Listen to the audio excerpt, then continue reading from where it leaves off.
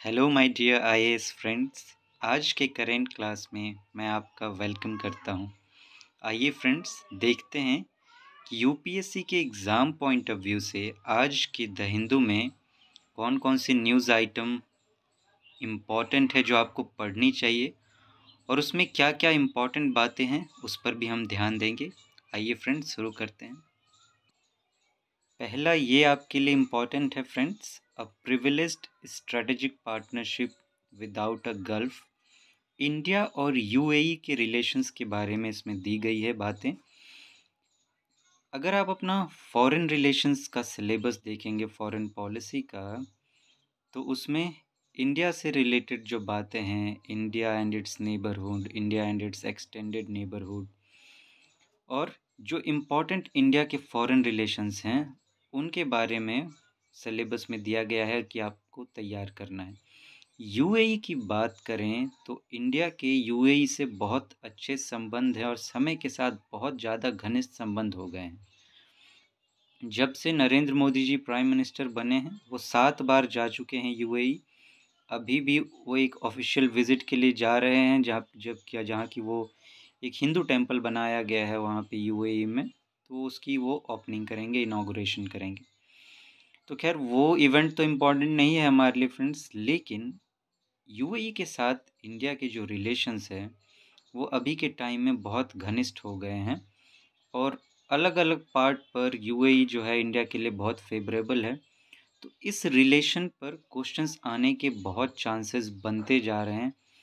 कभी ना कभी हो सकता है इस पर पूछ लिया जाए, या तो इसी बार के मेंस में पूछ लिया जाए या फिर आगे पूछा जाए, लेकिन जिस तरीके से फॉरेन रिलेशंस हमारे बढ़ रहे हैं इस पर पूछा जा सकता है। तो आइए देखते हैं कि इंडिया और यूएई के बारे में क्या इम्पोर्टेंट चीज़ें इसमें दी गई हैं।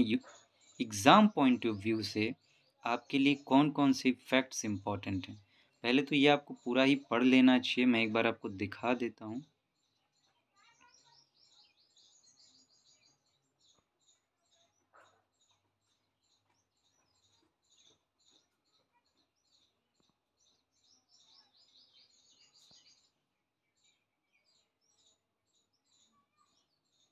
आइए फ्रेंड्स, अब देखते हैं कि क्या इम्पोर्टेंट है आपके लिए। जब भी फॉरेन रिलेशंस की बातें होती हैं, जीएस पेपर 2 के आपके सिलेबस में है पहले तो ये। तो अगर आप प्रीवियस ईयर्स के क्वेश्चंस देखेंगे तो क्वेश्चंस का जो खासकर एंगल होता है वो मेनली होता है कि वो जो सामने वाला कंट्री है वो इंडिया के लिए किस लिहाज से इम्पोर्टेंट है, या उससे इंडिया के कैसे इंटरेस्ट जुड़े हुए हैं, या उससे अगर संबंध और बेहतर बनाए जाएं तो इंडिया के लिए कैसे बेहतर हो सकता है। तो इन्हीं सब एंगल को लेकर क्वेश्चंस पूछे जाते हैं। तो आइए देखते हैं इन दोनों के बीच कैसा संबंध है हमारे इंडिया और यूएई के बीच में। यूएई जो है इंडिया का एक स्ट्रैटेजिक पार्टनर बन चुका है। स्ट्रैटेजिक पार्टनर कहने का मतलब, स्ट्रैटेजिक से आप स्ट्रैटेजी से समझ सकते हैं कि इंडिया के जो भी फॉरेन पॉलिसी से रिलेटेड इम्पॉर्टेंट इश्यूज़ होंगे, इम्पॉर्टेंट मैटर्स होंगे, या कोई स्ट्रैटेजी की बात होगी, तो यूँ स्ट्रैटेजी को आप इम्पॉर्टेंट मैटर्स से कनेक्ट कर सकते हैं। तो यूएई जो है इंडिया के साथ का ऐसा पार्टनर है जो बहुत ही क्रिटिकल मैटर्स जो होते हैं उनमें इंडिया के साथ है। वैसे रिलेशंस हैं यूएई के इंडिया से, जो जो क्रिटिकल एक नेशन के लिए हो सकते हैं मैटर्स, वो चीज़ें। अब आइए देखते हैं कि वो चीज़ें अंदर की बातें क्या है। यूएई और इंडिया जो हैं वो दोनों क्लाइमेट इश्यूज़ जो हैं, ग्लोबल क्लाइमेट इशू, जो भी क्लाइमेट चेंज रिलेटेड इशू हैं जो दुनिया को परेशान कर रहे हैं, उन पर दोनों के आइडियाज़ एक जैसे हैं, कन्वर्ज करते हैं कि दोनों एक साथ उसके बारे में प्रमोट करते हैं चीज़ों को कि उस पर ध्यान देना चाहिए। तो दोनों का मत जो है वो एक है ग्लोबल क्लाइमेट इशू को लेकर। दोनों ने मिलकर, इंडिया एंड द यूएई, को लॉन्च दी ग्लोबल ग्रीन क्रेडिट इनिशिएटिव। दोनों ने मिलकर क्या शुरू किया? Global green credit initiative. Green credit कहने का मतलब कि अर्थ को और ज़्यादा ग्रीन करने के लिए, कि हम ग्रीन चीज़ों की तरफ ध्यान दें, या जो कर रहे हैं उसे ग्रीन तरीके से करें, मीन्स इन्वायरमेंट फ्रेंडली बनाएं। उसके लिए एक क्रेडिट इनिशिएटिव कि सब उसमें पैसा डालें और उससे जो है हम उस तरह के काम कर सकें कि अर्थ हमारा ज़्यादा से ज़्यादा ग्रीन की तरफ बढ़ सके, एनवायरनमेंट फ्रेंडली हो सके उसके काम सब। तो एक तो ये हो गया आपका ज्योग्राफिकल रिलेशन टाइप, क्लाइमेट पे, इन्वायरमेंट पे। अब दूसरा इकोनॉमिक पार्टनरशिप की बात करते हैं। तो देखिए, इंडिया यूएई जो है इंडिया का थर्ड लार्जेस्ट ट्रेडिंग पार्टनर है। ये फैक्ट सब आपको आंसर राइटिंग में बहुत मदद करेंगे, आपको स्पेशली नोट कर लेना चाहिए इन सबको। फिर यूएई जो है इंडिया का सेकंड लार्जेस्ट एक्सपोर्ट डेस्टिनेशन है। इंडिया से जो भी एक्सपोर्ट बाहर जाते हैं तो यूएई जो है वो सेकंड लार्जेस्ट डेस्टिनेशन है। दूसरे नंबर पे वहाँ सबसे ज़्यादा एक्सपोर्ट इंडिया भेजता है। और क्या क्या बातें हैं, fourth largest overall investor in India. UAE जो है, अगर इंडिया में दूसरे कंट्रीज़ के इन्वेस्टमेंट की बात करें तो यूएई चौथा बड़ा कंट्री है जो इंडिया में इन्वेस्ट करता है।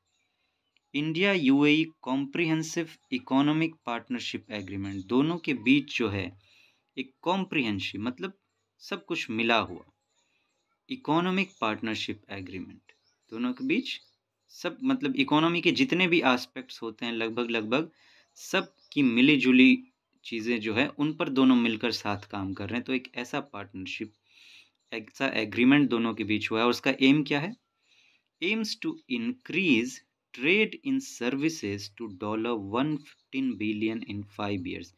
5 साल में दोनों अपने ट्रेड को, सर्विसेज में ट्रेड को $115 बिलियन तक ले जाना चाहते हैं और बढ़ाना चाहते हैं। मतलब इससे ये दिखा रहा है कि दोनों के बीच संबंध ना सिर्फ गहरे हैं, दोनों और उसे बढ़ाना भी चाह रहे हैं और गहरा करना चाह रहे हैं।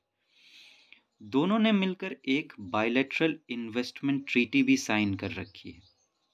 इंडिया ने यूएई के साथ एक इन्वेस्टमेंट ट्रीटी की, दोनों एक दूसरे में इन्वेस्ट करेंगे ताकि दोनों का भला हो सके, या यूं कहें कि इकोनॉमिक डेवलपमेंट दोनों का हो सके। इससे होगा क्या, अब इन्वेस्टमेंट किया है तो बूस्ट बायलैटरल इकोनॉमिक एंगेजमेंट। अब दोनों का एक दूसरे के प्रति जो है इकोनॉमिक एंगेजमेंट बढ़ेगा। और अभी के फॉरेन रिलेशंस की बात करें तो इकोनॉमिक मैटर्स जो है सबसे ज़्यादा मायने रखते हैं अगर आप दूसरे एस्पेक्ट्स की कंपैरिजन में देखेंगे तो। और ये जो इन्वेस्टमेंट होगा ट्रीटी, ये पर्टिकुलरली इकोनॉमी के कौन से एस्पेक्ट पर होगा, manufacturing and foreign direct investment पर। एक होता है फॉरेन पोर्टफोलियो इन्वेस्टमेंट, एक होता है फॉरेन डायरेक्ट इन्वेस्टमेंट। जब डायरेक्टली आप इन्वेस्ट करते हैं किसी के शेयर्स में कि आपका भी उसमें हिस्सा है, अब वहाँ की यूएई की कोई कंपनी इंडिया के किसी कंपनी के साथ टाई अप करके इन्वेस्ट कर रही है, दोनों मिलकर काम कर रहे हैं, तो ऐसे फॉरेन डायरेक्ट इन्वेस्टमेंट वो चीज़ें कहलाती हैं। तो दोनों के बीच इकोनॉमिक एंगेजमेंट बढ़ेगा मैन्युफैक्चरिंग में। अब मैन्युफैक्चरिंग में इंडिया में आप जानते हैं कितने सारे स्कोप हैं, उतना हाई लेवल अभी मैन्युफैक्चरिंग इंडिया में होता नहीं है, इससे लोगों को रोज़गार भी कितना मिल सकेगा, तो बहुत सारी चीज़ें हैं। एक और सेक्टर है फिनटेक। फिनटेक क्या होता है कि जो पैसे के ट्रांजैक्शन से रिलेटेड बातें हैं उसे आप फिनटेक कह सकते हैं। फाइनेंशियल टेक्नोलॉजी इसका फुल फॉर्म अगर आप करने की, इसको तोड़ने की कोशिश करेंगे तो इसमें क्या क्या बातें हैं, इसमें ये भी एक सेक्टर है दोनों के बीच रिलेशंस का, फिनटेक। इंडिया का रुपे कार्ड अब यूएई में चलता है। अगर आप पैसे लेकर जाएंगे यूएई घूमने के लिए तो वहाँ एयरपोर्ट पे आप रुपी दे के एक्सचेंज कर सकते हैं, आपको डॉलर नहीं देना पड़ेगा या कोई और करेंसी की ज़रूरत नहीं है। Rupee is accepted for transactions at Dubai's airports. एक और सिस्टम बनाया गया है रुपी दिरहम सेटलमेंट सिस्टम। ये दिरहम जो है वहाँ यूएई की करेंसी है। तो अब ये हो सकेगा कि अगर दोनों आपस में ट्रेड करते हैं तो यूएई जो है रुपी में पेमेंट लेने को तैयार है और इंडिया जो है वो दिरहम में पेमेंट लेने को तैयार है। तो ये एक अच्छी बात है कि दूसरे पर डिपेंड नहीं कर रहे हैं। और क्या है, एनर्जी सिक्योरिटी में भी दोनों साथ काम कर रहे हैं। यूएई जो है वो एकमात्र कंट्री है जिसका एक स्ट्रेटेजिक ऑयल रिजर्व है इंडिया में। उसने अपना एक ऑयल का रिजर्व बना रखा है इंडिया के अंदर, इंडिया ने उसको परमिशन दी है। यूएई ऐसा सिर्फ एकमात्र कंट्री है। दोनों के बीच एक एग्रीमेंट भी हुआ है, किसमें, Indian strategic petroleum reserves limited और अबू धाबी की जो कंपनी है उन दोनों ने मिलकर इसमें काम करने का सोचा है कि हम ऑयल स्टोरेज फैसिलिटी बनाएंगे। बेंगलुरु इंडिया में बन रहा है, बेंगलुरु कर्नाटका में, आप जानते हैं। तो वो जो है इसमें इन्वेस्ट करने को तैयार है, यूएई जो है। और दोनों के बीच देखिए और भी कॉपरेशन है, defence and security cooperation and people to people ties. Defence के क्षेत्र में भी है, सिक्योरिटी के क्षेत्र में भी दोनों कॉपरेट कर रहे हैं। और पीपल टू पीपल टाइज मतलब सॉफ्ट रिलेशंस भी हैं, कल्चरल एक्सचेंज भी हो रहे हैं। देखिए कितने तरह के रिलेशंस हो गए, जोग्राफिकल रिलेशंस, इन्वायरमेंटल, यहाँ इन्वायरमेंटल रिलेशन देखिए, इकोनॉमिक रिलेशंस देखिए आप, फिर देखिए फाइनेंशियल टेक्नोलॉजिकल रिलेशंस देखिए, एनर्जी रिलेटेड रिलेशंस हो गए, फिर defence and security relations, cultural relations, कितने सारे हमारे रिलेशंस हैं, यहाँ भी ख़त्म नहीं होते, और भी बातें हैं।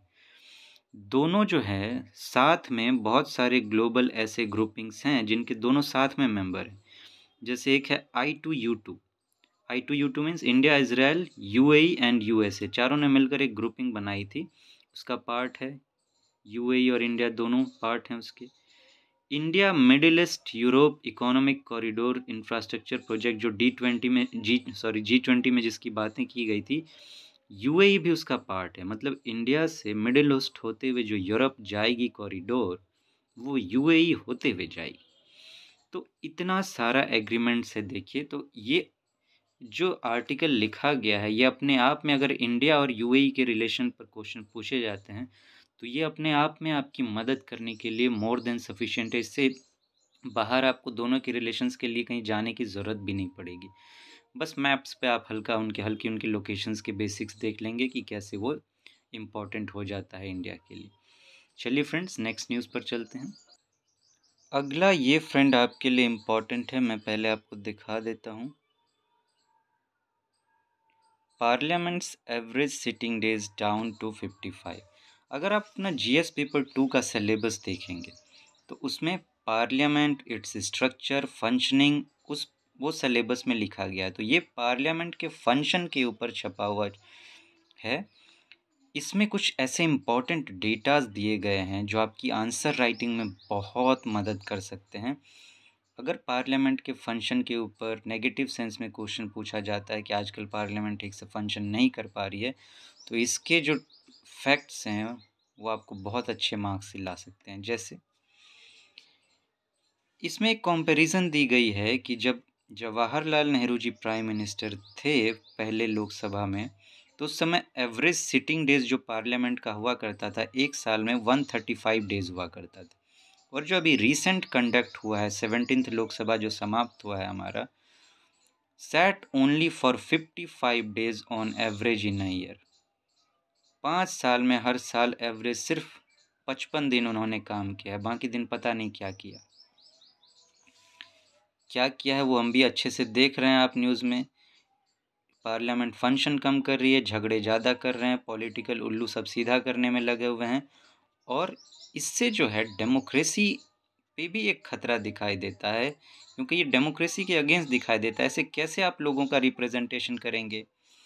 तो डेमोक्रेसी के पार्लियामेंट के फंक्शन के लिए तो ये फैक्ट्स इम्पॉर्टेंट हैं ही, ये ठीक से काम नहीं कर रहा उसका उदाहरण है। लेकिन डेमोक्रेसी के अगेंस्ट जो बातें हैं उसमें भी आप कोट कर सकते हैं ये कि अगेंस्ट कॉन्स्टिट्यूशनल डेमोक्रेसी का जो फंक्शन है वो उसको ये कैसे अपहोल्ड करेगा, कि डेमोक्रेसी के क्या फीचर्स हैं, फ्री एंड फेयर इलेक्शंस, और वो जो हैं वहाँ पे of the people, by the people, for the people की बातें होती हैं। तो यहाँ of the people, by the people, for the people तो कुछ दिखाई नहीं दे रहा है। ये तो दिखाई दे रहा है of the politics, for the politics, by the politics, सिर्फ पॉलिटिकल एंगल, लोग तो यहाँ कुछ दिखाई नहीं दे रहे हैं। तो इस तरीके से जो है पार्लियामेंट के फंक्शनिंग पे एक क्वेश्चन मार्क लगता है। और भी कुछ फैक्ट्स हैं देखिए। एक स्टडी कंडक्ट की गई है पार्लियामेंट के फंक्शन पर, तो उस स्टडी के अनुसार पाया गया है कि 58% of bills were passed with in 2 weeks of their introduction. इस 17th लोकसभा की बात करें तो 58% बिल्स जो पास किए गए वो 2 वीक में ही पास कर दिए गए। मतलब लाया गया पार्लियामेंट में और 2 वीक के अंदर में पास हो गया वो। ये दिखाता है कि ना उस पर ठीक से बहस हुई, ना डायलॉग हुआ, ना उसकी एग्जामिनेशन ठीक से की गई, ना पब्लिक डोमेन में उसको डाला गया, बस पास कर दिया गया। और भी देखिए 35% of bills were passed with less than an hour of discussion in Lok Sabha. 1 घंटे से भी कम डिस्कशन की गई और 35% बिल्स ऐसे पास कर दिए गए, बताइए। और राज्यसभा में इसी तरह 1 घंटे से कम डिस्कशन के साथ करीब 34% बिल्स पास कर गई।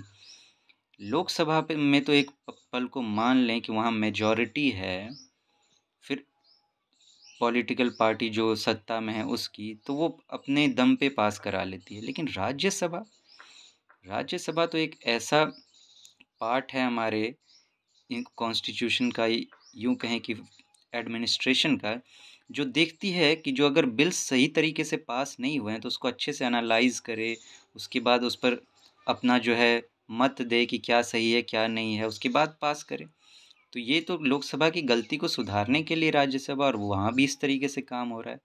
तो ये दिखा रहा है कि पार्लियामेंट कितने एक तरह से कहिए कि गलत तरीके से फंक्शन कर रही है, लोगों को रिप्रेजेंट ना करके सिर्फ पॉलिटिकल रिप्रेजेंटेशन दिखाया जा रहा है वहाँ पर। और देखिए only 16% of the bills were referred to standing committees for parliamentary scrutiny. सिर्फ 16% बिल ही भेजे गए standing committee of for parliamentary scrutiny के लिए। आप जानते हैं जब बिल्स आती है उन पर कुछ ठीक नहीं अगर लगता है तो उसे पार्लियामेंट्री कमेटी को भेजा जाता है, स्टैंडिंग कमिटीज़ जो होते हैं, कि आप देखिए समझिए एनालाइज कीजिए कि क्या इसमें गलतियाँ, उसके बाद सजेशन दीजिए, तब हम सुधारेंगे। पार्लियामेंट्री कमेटीज़ के फंक्शन पे भी क्वेश्चंस कई बार यूपीएससी मेंस में पूछे जा चुके हैं। आप देखिए, आप देखेंगे क्वेश्चंस प्रीवियस ईयर्स के, उसमें आपको मिलेंगे। तो ये फैक्ट वहाँ भी आपकी मदद करेगा। पार्लियामेंट्री कमेटी के ऊपर अगर क्वेश्चन पूछे गए तो उस पर भी मदद करेगा, पार्लियामेंट के फंक्शन पर पूछा गया तो उसमें भी मदद करेगा। तो ये जो फैक्ट्स हैं ये आपको अच्छे से नोट कर लेने चाहिए, ये आंसर राइटिंग में आपकी बहुत मदद करने वाले हैं, ब्रह्मास्त्र जैसा आपके लिए साबित होंगे। अगर इस पर कोई क्वेश्चन आता है तो आपको बहुत अच्छे मार्क्स मिल सकते हैं। आज के द हिंदू की बात करें फ्रेंड्स, तो मुझे यही 2 टॉपिक बस लगा कि आपको पढ़ने चाहिए UPSC exam point of view से, और मुझे कोई भी इम्पोर्टेंट नहीं लग रहा है, और मैं कोई भी ऐसा वैसा टॉपिक आपको बताना नहीं चाहता फ्रेंड्स। अननेसेसरी आप कन्फ्यूज़न क्रिएट करने के लिए अपने अंदर कोई इन्फॉर्मेशन आपको नहीं भरना चाहिए, क्योंकि 1-2 दिन की बातें तो है नहीं, आपको साल भर तैयारी करनी है करंट की।